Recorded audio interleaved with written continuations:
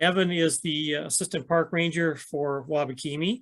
His topic, well, and a little bit about Evan, and he can defend himself later, but he works closely with the Canoe Ranger backcountry program and the park biologist. And he spent 9 years as an ecologist in the regional office. So, and he's been an interesting guy to get to know here.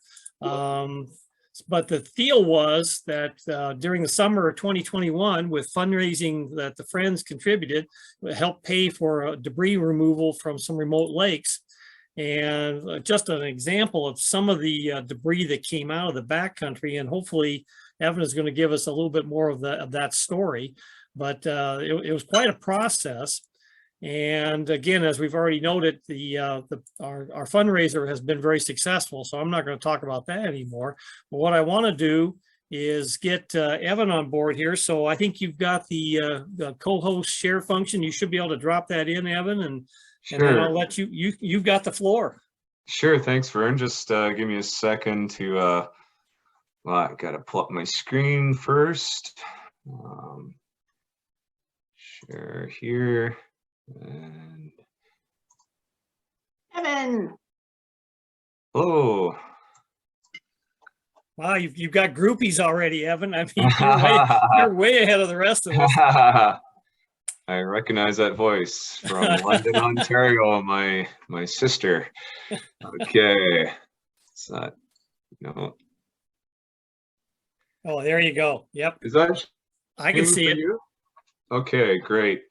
Yeah, so first of all, thanks Vern for the introduction, and thanks to Friends of Wabakimi as well. It was this initiative I'm talking about here, the Legacy Debris Project, was the first initiative that was a joint project with the Friends of Wabakimi and Wabakimi Provincial Park. And the second one that the Ulster Pack was just announced for, it's very exciting in that in a short order, there was funds raised for the kiosk project, which is going to be implemented over the next 2 years. And we'll see some, I guess, promotion of the park at some of our remote entry areas of Wabakimi. And again, it's really fantastic that in the last 2 years, this partnership has taken off and allowed us to do some things that we wouldn't be able to do on our own. And I really appreciate, and the park appreciates the work that Friends of Wabakimi has done to date for both of these projects. So I'm going to, if everyone can hear me okay, I'm going to start off with the Stewardship at Wabakimi Provincial Park, the Legacy Debris Project. So as a bit of an overview, we're going to be first of all talking about a little bit about the park history, which I'm sure a lot of you who are on the call already know a lot about, but just as a quick overview. Followed up by the establishment of the Legacy Debris Project with the Friends of Wabakimi, and then go through some of the results of the fieldwork in 2021. So Wabakimi Provincial Park is a wilderness park that was first established in 1983 at a slightly smaller size, 155,000 hectares, and was later expanded to its current size in 1997 to close to 1 million hectares, which is 2.2 plus acres for the conversion Canadian to American units, I guess.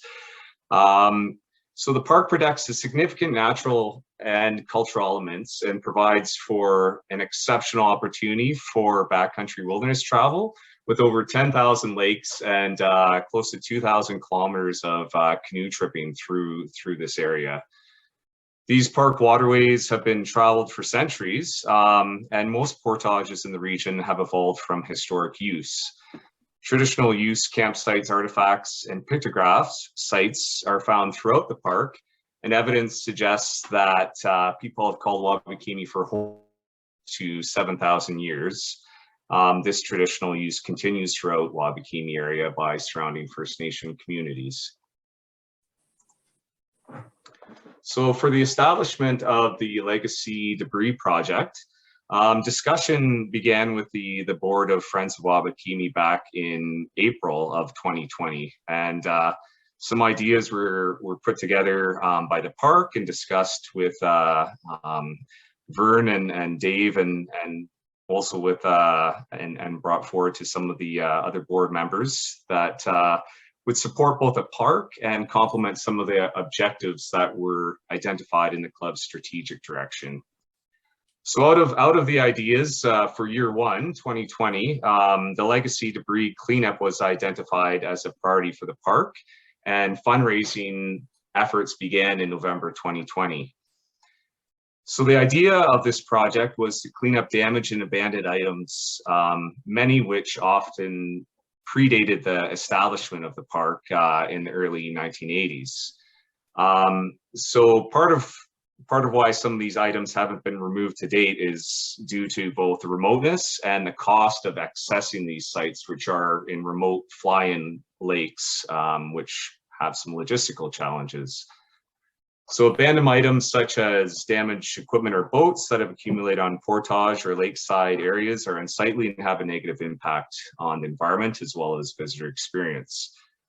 This abandoned boat is no longer there. This is on the Little Caribou River.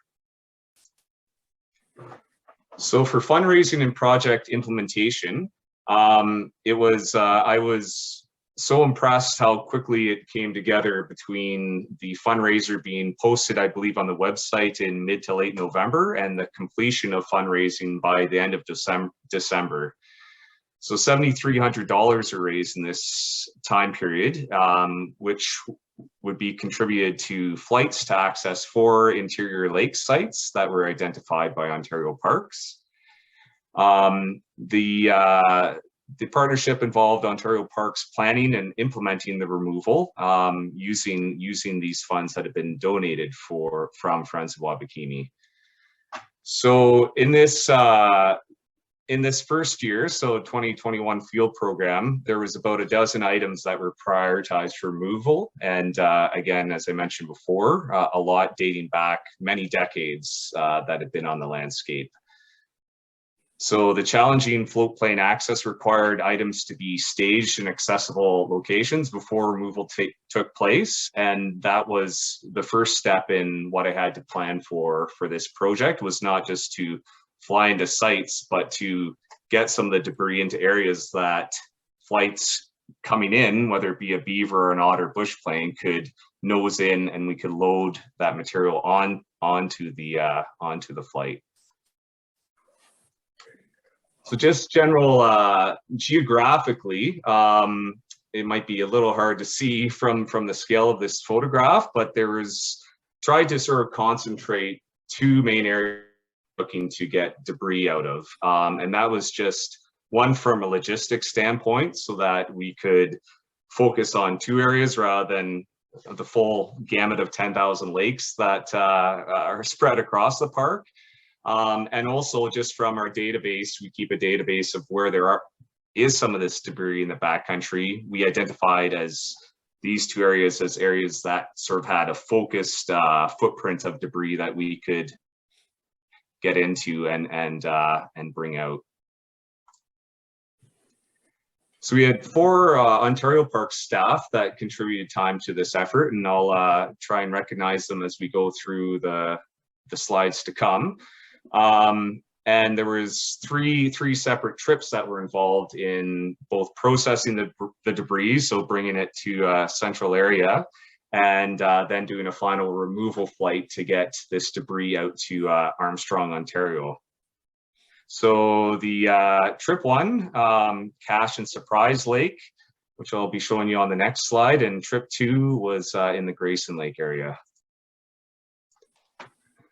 So trip 1 was in late June, and this was a drive-in and paddle-in trip so that we could combine the debris prep with some portage clearing when we went in.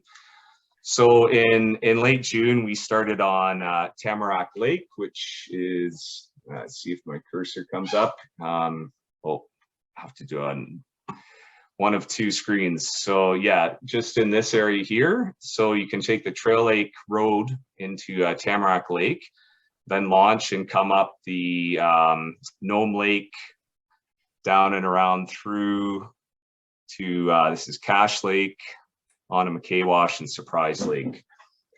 So this summer was an exceptional one in Ontario, and in particular in Northwestern Ontario, because it was very hot and dry. We had low water, so right from the get-go, there was both the creeks and the lakes were lower than average, which continued to drop throughout the summer.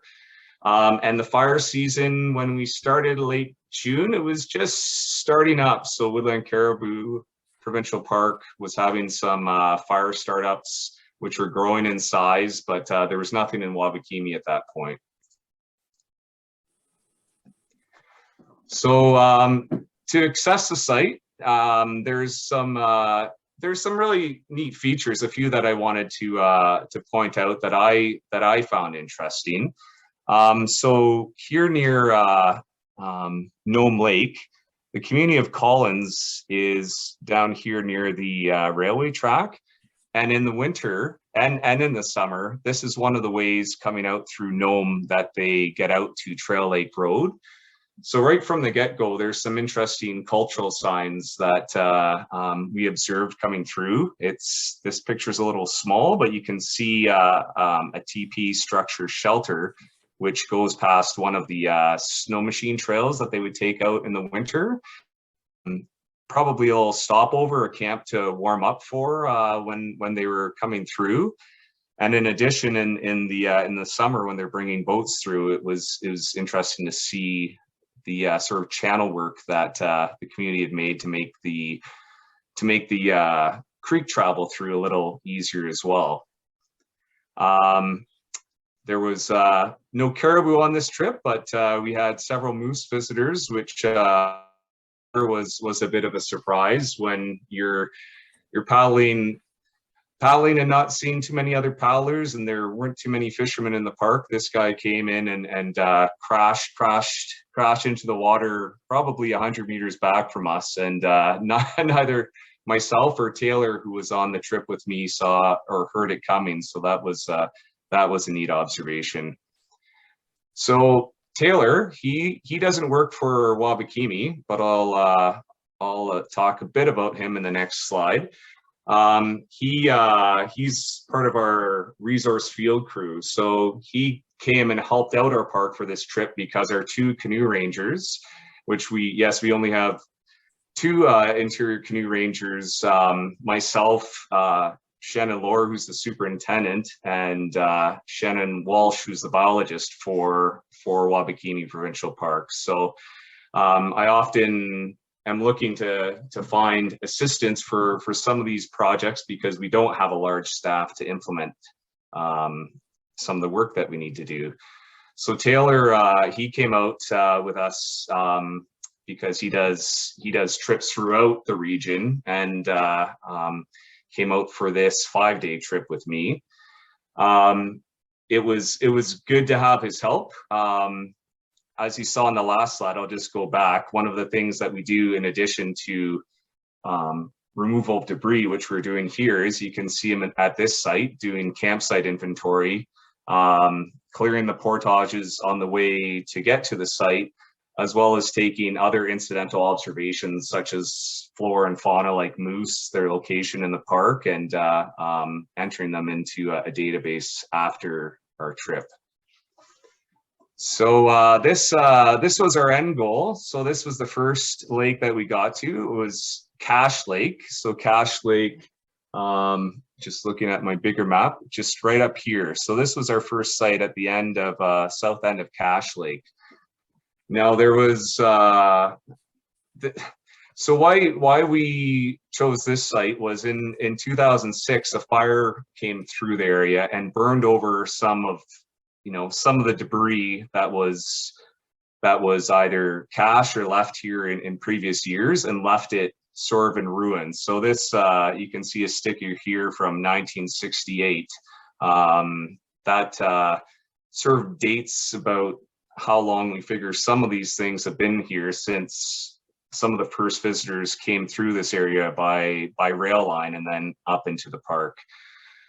But because these are big items, we had to haul in a backpack full of both lithium batteries and a Milwaukee grinder to sort of get some of these things to a size where they could fit inside either a beaver, an otter, bush plane, because otherwise there's no way to load and get this stuff off site. So our packs were a little heavier, but working remotely, we couldn't bring a generator in, obviously. So the battery powered did the trick for the most part to get some of the items a little smaller, and then moving these items from shallow bays to a spot where a bush plane could get in was the other way that we had to spend our time. Yeah, so this was the first of 3 trips. And again, because all this material had to be processed and moved, you can't really do that while a float plane is waiting there at an hourly cost, trying to, wait up for you to be ready to go out. So that's why we decided to go in first and do a day of work at each of these sites that needed the prep in order to make it efficient to do the actual fly out when we were paying the money for the bush plane to come in. So I talked a little bit about fire at the beginning of this trip. So this was the start of a fire season, which ended up being the busiest fire season on record for Ontario. So I don't know if you can see it here, but this was the first fire that we experienced in the park. This was on Shawanibus Lake, and I could see a bit of a column of smoke rising, and as I got closer, it was not campfire smoke. This was one of the earlier starts in Wabakimi, and yeah, so we were able to call Armstrong, and Armstrong is where we have our park base. It's also where the fire base is, and have a conversation with the fire operations supervisor there, who called a helicopter to come check it out. And 15 minutes later, as we paddled along the lake, and this event here eventually was the campsite we stopped at, we saw the helicopter come in, and the helicopter dropped some water buckets and then dropped a crew down, and there was a pump running all night, just about probably half a kilometer from where our portage was supposed to be. So we decided not to go any further this day, and but truth be told, we had a pretty nice campsite to watch all this excitement happen from. Sorry, I can hear someone talking in the background. I don't know if your microphones are muted. Thank you. So to go further, so across Ontario, from the start of the fire season to the end of the fire season, so I guess that's April 1st to October 31st, 793,000 hectares burned. And woodland caribou, so we're one of the 3 large wilderness parks in the northwestern part of Ontario. Woodland caribou is about 440,000 hectares in size, and about half of that park burned over this past summer. So around 200,000 hectares burned in the park and just south of the park. But on the flip side, I'm not sure exactly what happened. We saw this fire, which was just outside the park, but we only had 5 fires in Wabakimi over the full summer, the largest, which was 2.5 hectares. So a big difference between sort of the western part of northwestern Ontario and where we were. It seemed to be some magic line around the park. The largest we had close to the park was near Bright Sands River Provincial Park, which is on sort of the southwest corner, and it was around 1,000 hectares near Sasanaga Lake. I wanted to point out this structure, which was another neat culturally related item, in that it's It's a portage / boardwalk that the community members from Collins built from Collins Lake over to Shawanibis. Shawanibis is an important fishing lake for the community of Collins, or Namagusaga, as it's also called. And I had no idea that was there, so that was sort of interesting to observe. Okay, so trip 2, this happened in mid-July, so conditions were a little bit different than end of June. Our challenges, again, hot and dry. Now the park was under fire ban, as was a lot of the Northwest. Continuing with the low water, and then smoke. Smoke was very, very prominent, especially on our first day. So this here shows our flight into Kanoji Lake, which was our starting point. We left from Armstrong, and it looks like it's, yeah, it was a thick cloud. You couldn't see very far, and obviously on your first day of the trip, you wonder if things are going to improve or get worse, or what's going to happen next. So it was that was a little unnerving. But I can say by day 2, I think we lucked out in that this was our morning of day 2 on Kanoji. So things pushed through, and we were able to get on our way. So trip 2, so this was Jonathan Spade. Jonathan and I were on a 6-day trip for this section. Jonathan is from Yebmatong First Nation, and he started doing canoe ranging in the park back in '99. So when they first started getting crews for the park, so he's got a lot of experience. Also of interest is his mom was actually born on Whitewater Lake, so a real connection to this area. So before we got to, unfortunately, there's no. So I'm hearing someone chatting again. If your microphones aren't muted. So some of the highlights of this trip. So starting from Kanoji, going up the Palisades River system, some of these beautiful cliffs, complete with some pictographs in this area, and this right here, it piqued my interest. Just from the shape of it and the marks along the beach, I was waffling between it being a wolverine track or a bear track. It turns out, and we had some debate back at the office and with a few biologists afterwards, but one of the defining features here is that wolverine have retractable claws, and this you can fairly clearly see the claws from the footprint. It was, I was a little disappointed because I've seen wolverine tracks in winter when I've flown over the park, which are neat to see, and they have a sort of distinctive loping pattern that you can see from the air. But this was a bear print, not wolverine. So as we worked our way through up to Grayson, where some of the cache sites were that we wanted to take out some of the debris from, we experienced really low water, especially in the SCRAG Lake area. So SCRAG Lake is right in here. So it took a little more time than we were anticipating to get started and get through this section. But the trade-off was we saw two woodland caribou on our travels through this section. So it was a good silver lining. Now, yeah, again, for this section, things were less concentrated, and the other trick was because it was more of a river system where we're coming across these items, so washed up, abandoned debris on the edge of shorelines. The low water meant that although we could prep the things on the items on site, we were going to need a little higher water, some spring water levels in order to effectively get these shuttled down to a bigger lake area that we could actually get these items flown out from.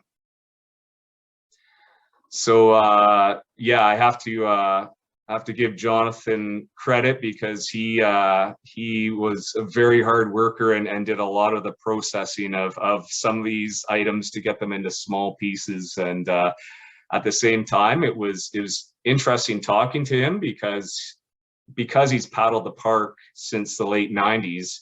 He said how happy he was that some of these items that he's seen for many years are now going to be brought out so that the shoreline's looking a little cleaner. So that was great to hear. So I call this the big day. So one of the difficulties in the summer, as far as trying to get a flight, was because it was such a busy fire season. It meant that a lot of the both commercial and this is called a yellowbird, so it's a Ministry of Natural Resources beaver bush plane, were tied up assisting with fires in the area. So I was nervous and at one point didn't know if we would be allocated any flight time to get back into these sites that we had sort of prepped and staged earlier in the summer to remove this material. Fortunately, come September, when I was talking to flight planning, one of the planes was made available to us. And this plane is pretty unique because it's called an amphibious turbo.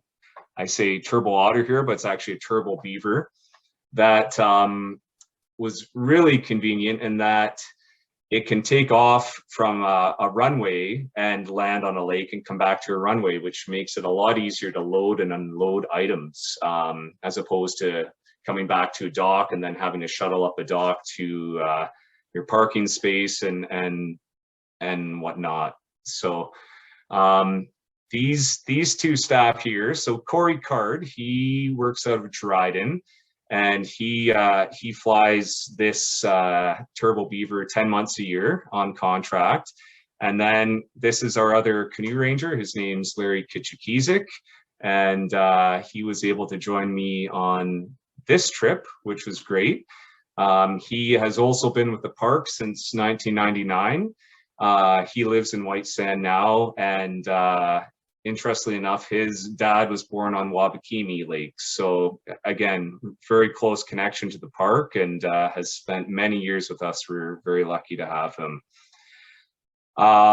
So this big day of flight, so this was mid-September, Corey Card shuttled the plane over from Dryden. So I met him up in Armstrong, but he arrived, but the winds were too high for 2 days before we could get into Surprise and Cache Lakes, which was where we're hoping to do our removals from. So we waited for the weather to pass, and come, I think it was the 17th of September, the conditions were perfect and we had an early start. So it was about a 15-20 minute flight each way to get into this site. And because we were trying to load items into this smaller beaver, because there were no otters available, which we had initially had planned for, Larry would stay on site, and he had to actually cut the items into slightly smaller sizes so that we could get them inside of the beaver and then transported back into Armstrong.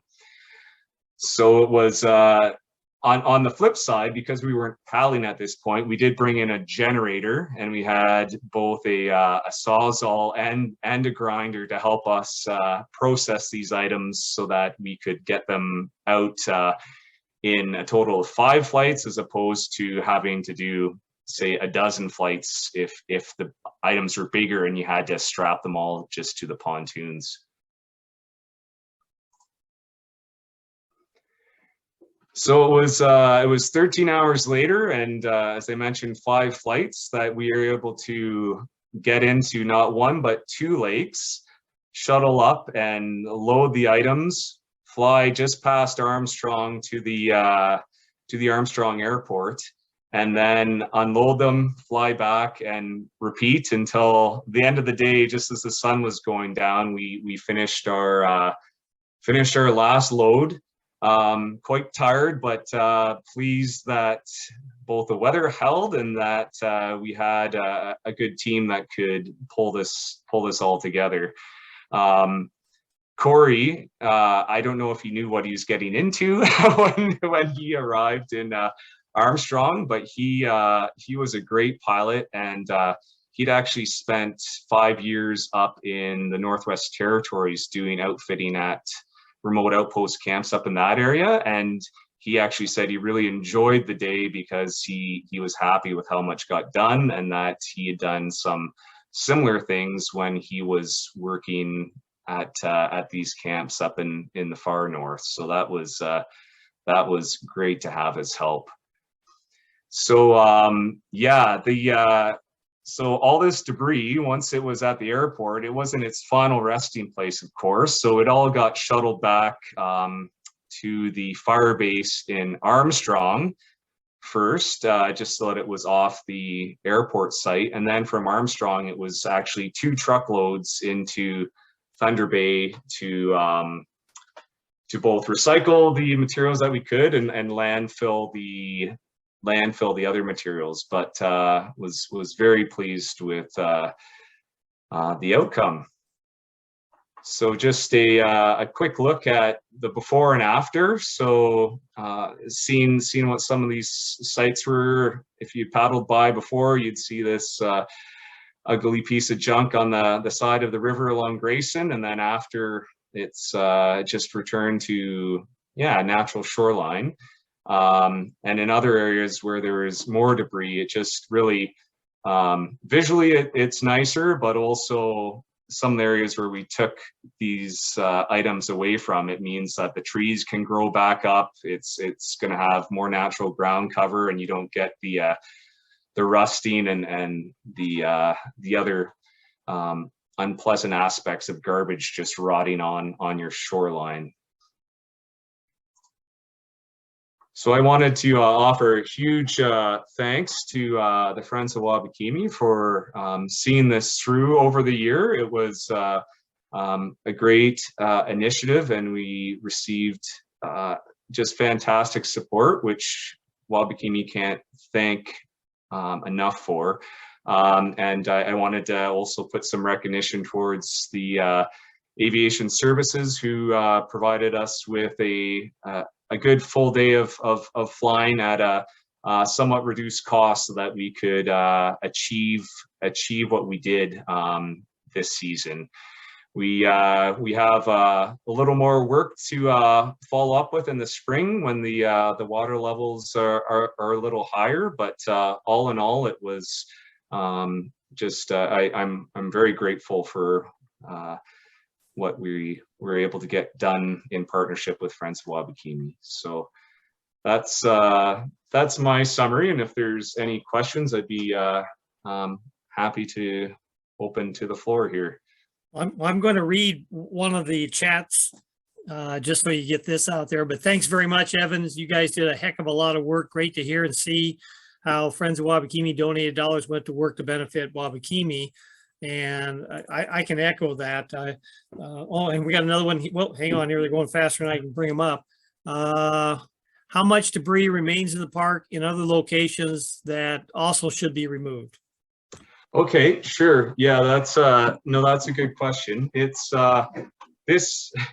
Yeah, I can say this site was significant, certainly, but it's everyone's been out in the park and seen other sites as well. So there's more work ahead for sure, and I think part of this project is both learning how operably to do it, so implementing it an efficient program in the field, but also seeing where we can have best bets in other sites. So Yeah, I can say there's more work ahead, but I think now that we've sort of started down the path of prioritizing some of these sites and also have a database of where we know some other sites are, we're going to continue doing this, maybe not with such a concentrated effort, but a continued effort over, I'd say annually if we can. Well, again, we'll help you if you need help on that. So another question here is, I have some locations of wrecked boats and abandoned outboard motors. Where can we send you that information? Oh, for sure. I would say, Vern, you have my email, or I can say my email over this Zoom right now if it's easy. But I certainly would appreciate knowing where those locations are. And so what would be easiest? Should I? It's evan.mccaul, so EVAN.MCCAUL @ontario.ca, and yeah, that certainly would be appreciated. And we can also post that information on our website if there are additional questions. I've got another question here. Thank you, Evan. My first ever trip up there in early September, we saw half a canoe up in the GRAYSON area, and we wondered what it was all about. Later, I heard about the effort. Good job. Thank you. Oh, great. And let me keep working down. There are lots of boats cached in the park and surrounding land. How do you determine what is abandoned and what is left alone? And that's a good question. And I know that was one of your issues before you started this project. That's no, that's certainly a good question. Yeah, so cache boats and versus debris versus legacy items, those are all things that we do put a fair amount of thought into, because there's a lot of traditional use in the park. So those community members who have sites out in the park that they're doing trapping or netting on, those are predetermined locations, and there's that allowance and use is ongoing and will be continue to be a use. So that there's those, and then there's cache boats or items that may be related to an outpost camp. So those are some of the things that we need to consider when we're looking at what are items in the park and what can be kept versus removed. So when we, for this project, we really focused on items that, well, Cache and Surprise Lake both had been burnt over and had, items both destroyed and ones that had been posted by the park for at least 10 years to say, remove these or they will be removed. So that we certainly spend time and effort to both educate and connect with people where we can in advance. But then there's some things that are obvious, like I think of half a motor on the Allen water that's just left there that no one's going to take. There's no way of identifying who it belonged to in the first place, and sort of thinking of that as being a priority, that it would be good to come out. No one's taken it out because it's not easy to get to. Yeah, that is the way that we go about things. So, and we also, when I mentioned the database, we keep a Microsoft Access database of every single item that is reported either by ourselves or by other user groups, and it has quite a few detailed notes so that we can look at it, and then for a project like this go, okay, these things can come out now, these things we need more information on, and go from there. Well, and this, I think you kind of answered this question, but if I see something that's clearly abandoned, can I carry it out? Yeah, I think that is a good question, and I think that's something I have to be a little bit careful about. I could see it being something that gets it, just because we think it's clearly abandoned doesn't necessarily mean it is. So I think as far as things coming out of the park, things like pop cans or you know, a broken paddle, that's pretty obvious. But if it's something that is it looks like it hasn't been used, but it is questionable, I prefer that get reported to the park, because it could mean something to somebody, and we would need more information on that before we follow through. So that it's a good question, and we appreciate the help and the stewardship of anyone who goes into the park, but we can certainly get into hot water if something's taken out that had a purpose there, if we're not aware of it. So Joseph, our winner, says thanks very much for the winner of the pack. Glad to help the project, hoping the border stays open so I can paddle in Wabakimi next year. Best from Joe. What else we got? Thanks, Joe, and congratulations on the win. You're gonna love that Ostrom pack. We have probably 5 or 6 of those packs for our field program, and they last long and they're comfortable. So thanks for contributing. This is an interesting question. Over the years, I've seen lots of old boat gas cans with bullet holes in them. Do you have any insight to why that is? Gas cans with bullet holes. Well, you might want to look closer, because there's also a lot of gas cans with chew holes from bears. I don't know if people realize that bears are quite curious, and I don't know if they like the taste of the salt or what it is. Jerry, you might know the answer to that, but it might not be bullet holes. That may be a curious bear that would have been taking a chew on it, but it could, I don't know, it could be bullet holes too, and I have no answer for why. Well, I assume you might be able to carry that out, though.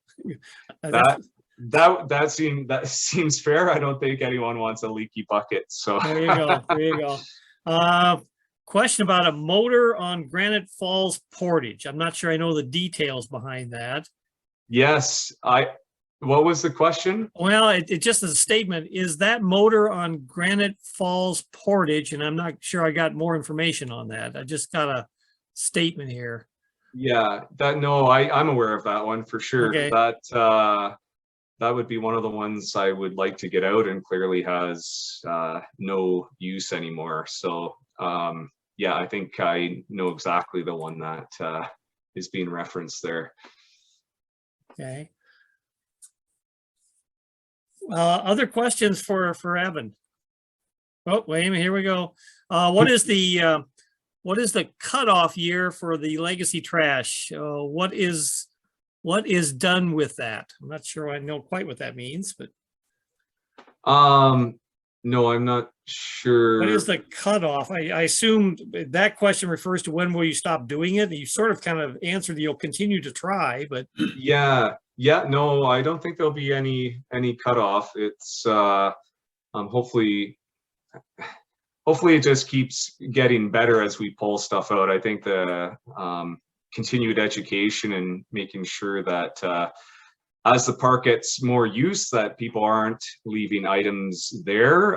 Generally, it's from what I've observed in the last 2 years, I don't see it being a growing problem, and that the wilderness ethic of the paddlers and people who have been coming through the park has been very strong, and that's very encouraging. That being said, because of the remoteness of some of these locations and things that have been there or been burned over or we've identified and haven't gotten to, I think, yeah, I don't see a cutoff. I see it being an ongoing sort of task that we recognize within the park, and we'll do our best to make forward progress with. question, hang on here. I'm given to understand it sounds like this is somebody who's not been there. Given to understand that Wabakimi is quite remote, which it is, and hard to get to. Why is there so much trash there? And you sort of alluded to the legacy piece, but maybe you need to expand upon that. Yeah, that's I think it's interesting because it's if you look at some of these items, I'll use this past year as an example, something that may have been placed there with an intention in the 60s. The owner may have, moved on and not come back. Could have there could have been someone who was there and has now passed away. There were I think the expense of things coming in, people bring something in and then think it's just too much to take it out again. So that like that's unfortunate. And I'm not going to say there's a lot of garbage in the park, because I don't think there is, but some of these items that are more bulky and it isn't like a pop can or something that you can put in a canoe and bring out, that's where the real challenge lies. And that's where, you know, our canoe rangers have identified, you know, some sites where we need to do work, but it's not something that we can put in a 17-foot boat and fly out at the end of a trip or do that type of approach with. So I don't know if I'm answering it precisely enough, but it's these legacy items that were brought in and are bigger and are expensive to get out. I think that's the biggest issue is if it's bulky, it's not coming out, and it's not coming out that easily. And if there isn't someone who's been identified or tied to it, then it falls on others, the park more specifically, to try and improve that site condition. So I may have talked around that a little bit, but Evan, could I just make a point on that one? Yeah, for sure. Briefly? I had the fortune of doing some fairly extensive work across the far north of Ontario. And I think Wabakimi is about representative of much of the remainder of the remote parts of Northern Ontario. There's a long history of everything from traditional use to mineral prospecting to adventurists to the hunters, et cetera. There's not that many places that have not been visited at some point in the last 60 years or so. And the one thing that is for sure, though, is that the amount of trash drops off dramatically past the first major portage that you can't get a motorboat past. Yeah. Yeah, that's fair. I'm going to jump on to another question. Random memorial sign on the trail to Beckworth cabins. What is the policy regarding that? Yeah, a policy for putting up signs anywhere in the park and to do with any subject is it's not allowed at this point unless there's a written permission from the superintendent. So yeah, that is something we see, and I think the park means a lot of things to a lot of people, but those memorial signs are something that aren't officially allowed in the park. Since we're talking about the Beckworth cabins, maybe you want to touch on the status of those cultural items that are still out there on Best Island. Yeah, there's, I think that's something that's would be addressed through park planning. It's I think there's different opinions on what should happen for that site, and in the end it has to go to sort of a public forum in order to come to a resolution. So yeah, that site has been there and had different approaches taken since I think 1981. That area didn't become a park till 1997, so we're yeah, we're still working through that. Very good. Other questions for Evan? I mean, I gotta be honest, this is a rare opportunity. We've got the park staff where we want them, so we got an opportunity to not take advantage of them, but certainly ask pertinent questions. I'm not seeing a jump on that, so we're coming up on it. Oh, we're coming up on an hour. Dave, go ahead. Well, Evan, what are your thoughts about the kiosk project now going forward? I know it's yeah, early in the process, but yeah, for sure. I was feeling was filling Vernon a little bit before the call started, and that we're quite excited to have, I don't know if you call it a consultant, yeah, I guess so, it's called Chrismar Mapping, who's done some adventure map series for some of the other parks in Ontario, both within Caribou and Quetico, I believe, and has got a lot of good experience, both any adventure map they do, they've been in and paddled the park before they do any mapping in order to confirm details and consistency. And they have a lot of background in that sort of interpretation and sort of thematic design. So we're quite excited to have them as a retainer for this project.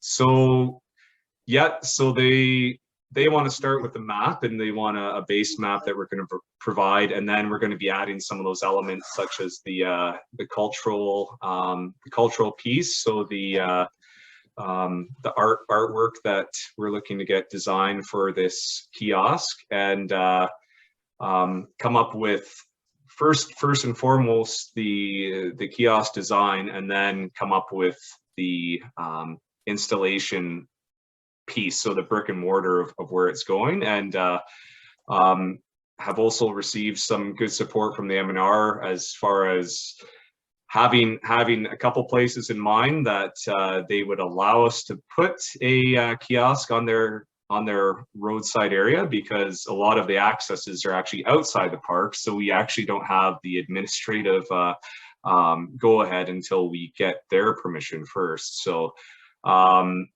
with the funds, it's I can't believe the support for the project and the work that Friends have done to get to this point, and it's a really nice push, because our other wilderness parks have some good design ideas and have been ahead of us as far as having these road-based kiosks that sort of invite people to the park and give some good emergency contact and relevant park info before you head into the park. So we're playing catch up a little bit in that way, and having the park's 40th anniversary of the 1983 sort of formation is a good push to get sort of, one and then maybe two, and move forward some of that entranceway, that invitation into the backcountry through formats such as a kiosk. So yeah, we're moving in the right path, I think, Dave, and I don't know if there's anything else you want me to talk to for that. Oh, that's fine. I just like to get a little update. Yeah, for sure. Evan, do you want to take a couple more questions here? Absolutely, yeah. Well, okay, this one's a little unique. Is there an approach or strategy that the park can take to influence how human waste is managed on canoe routes? Yes. Yeah, that's a good question. There's two ways to look at it. Like, first and foremost, it's through the education that is our sort of main avenue to try and inform people of low impact camping, that being one of the big ones. It's some of it, as far as infrastructure, some areas have what they call portable pit privies, or P3s, that they put on some campsites in order to sort of concentrate human waste per se. That sort of idea has been thrown around at some of the other wilderness parks. It has not been implemented in the Northwest at either Quetico or Woodland Caribou, and currently it's not something that we're looking at, in part because that's something that needs to be addressed through our park planning process. So Wabakimi, again, is a little challenging because our interface with visitors is pretty much digital. So we would like to have more of a influence that way, whether it be through the reservation or the backcountry registration system, where it has a link to some of the low impact camping techniques that people can read that way, as opposed to getting a paper tabloid or handout like you might at some other parks that people visit, such as Quetico. So it's definitely something that as numbers go up, and in Ontario parks for sure, the last 2 years our numbers are higher and then higher again than they've ever been. It's something we want to reinforce, and right now education is definitely one of the highest priorities for that. And again, just to focus though, how many full-time staff does the park have? 1 full-time staff. Yeah. Yeah. So you haven't got a lot of people to work on these issues. So we're more than happy, but we're more than happy to help partner with you where we can to help with those issues. Yeah, absolutely. And again, that's something where if there is comments from the back country or from users who've been to the park other years, if they get filtered either through the Ontario Parks website has like an information forum that gets forwarded to us, or I'm always happy to take comments directly. So that's having more eyes on the land base to bring information back to us, that helps us learn where there are issues and where to prioritize our planning when we're looking at next subsequent field seasons. All right, I think okay. One last question here, if you would, Evans, then we'll let you go here. Sure. Oh, wait a minute, got back up. A series of cairns marking the portage where it starts and ends on the Grayson River. Does the park do that, or is that just paddlers doing it? We maintain cairns that are in place, and a lot of them have been in place a long time, and in some cases, I think hundreds of years. So I've had information passed along to me that some of these cairns, it was Indigenous families that were using these cairns as markers well before us. So although the park does maintain and keep some of them up where you're crossing new burns or rocky areas, it's a combination of, some people have put up a rock marker when water levels are low in order to see where the portage starts. But in other cases where you see some of these cairns along the interior of a trail, they're really cultural relics, which is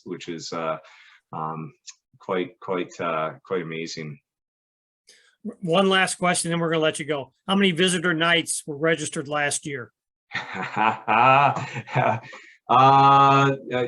testing my stats. I think we had about 310 individual visitors that registered, somewhere between 3,000 and 4,000 camper nights. Wow, that's a big area with a small number. It's true. All right, we're going to say thank you. We're getting lots of thank yous for doing this, Evan. I will echo those thank you. We really appreciate the partnerships. We look forward to working forward with the kiosks and other partnerships as they develop and evolve. So again, please share that with the other staff, because there's a small number of you doing a big job, and we really appreciate your efforts, and hopefully we can continue to help you with them. Great. Thanks a lot, Vern. It's been fun. Thank you very much, guys. Thank you, Evan. Okay. Good night. Thanks, Evan. Bye-bye. Thank you.